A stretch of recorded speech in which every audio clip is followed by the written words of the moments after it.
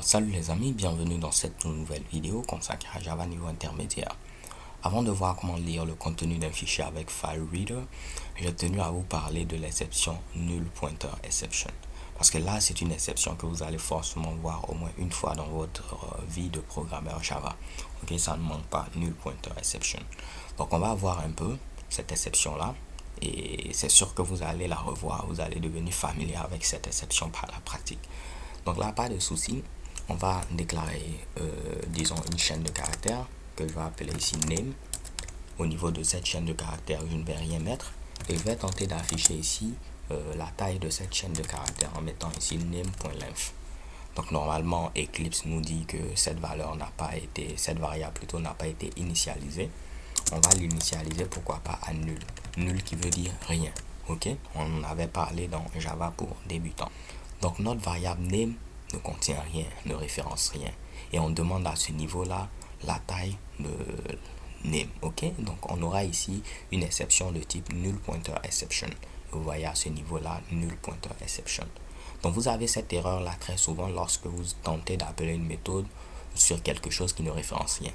Donc c'est quelque chose de très facile à fixer puisque vous savez cela est dû à quoi. Donc par exemple ici, je pourrais mettre quelque chose de concis, ou bien si c'était dans un code tout fait, on aurait pu voir ici comment gérer ce Mitsubishi.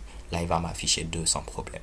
Ok, donc null pointer exception, c'est vraiment une exception que vous allez forcément voir. Ça, je peux vous le garantir et mettre ma main ici à couper. Ok, on va avoir une autre exception, pourquoi pas avant de terminer, sinon cette vidéo sera un peu courte.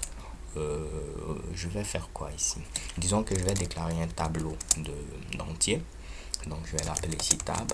Et au niveau de ce tableau là, je vais mettre ici 5 entiers. Donc je vais mettre ici 1, 2, 3, 4, 5.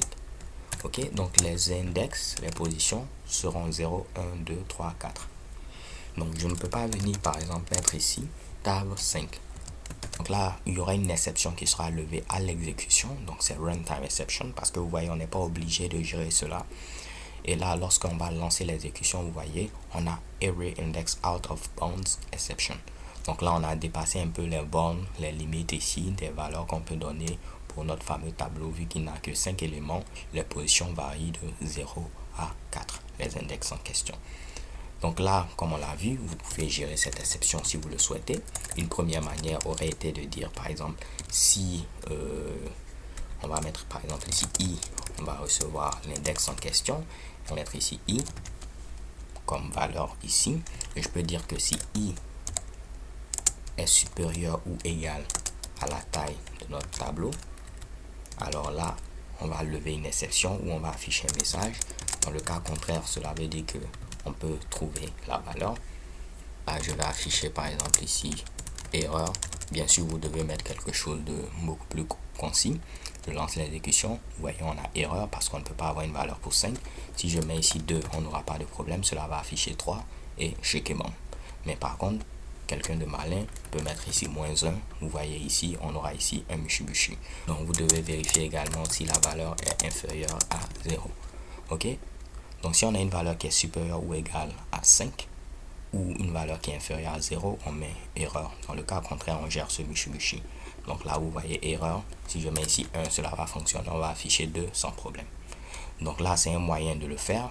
Maintenant, si on gardait ce qu'on avait précédemment, en mettant directement ici 5, ok, qu'est-ce qu'on peut faire par rapport à ce que je vous ai montré dans la vidéo précédente? On pouvait mettre cela au niveau d'un bloc try, mettre un catch. L'exception, c'est que c'est array bounds, array index out. C'est vraiment compliqué à lire. Array index out of bounds exception. Et on va mettre par exemple ici un petit 6 out de e.getMessage. On va voir ce qu'il affiche. Donc il affiche juste l'index. Essayons de voir e.toString. Peut-être qu'il va afficher quelque chose de plus concis. Ok. Donc là au moins on a quelque chose. On pourrait mettre ici également notre propre message. On en aurait pu mettre runtime exception parce que c'est une exception de type runtime exception. Ou on aurait pu mettre également exception vu que runtime exception hérite de exception. Et je sais que bon. Donc là c'est tout pour cette vidéo. Je vous donne rendez-vous à la vidéo suivante où promis maintenant on va voir comment lire le contenu d'un fichier avec FileReader. On va lire le contenu d'un fichier en un coup en utilisant notre nouvelle API, ok, NIO. On a vu également comment lire le contenu petit à petit avec Scanner et Scanner, c'est vraiment très intéressant comme vous avez pu le voir. On va voir maintenant comment lire également le contenu petit à petit, mais en utilisant cette fois-ci FileReader. Donc c'est tout pour cette vidéo, je vous donne rendez-vous à la vidéo suivante, and peace.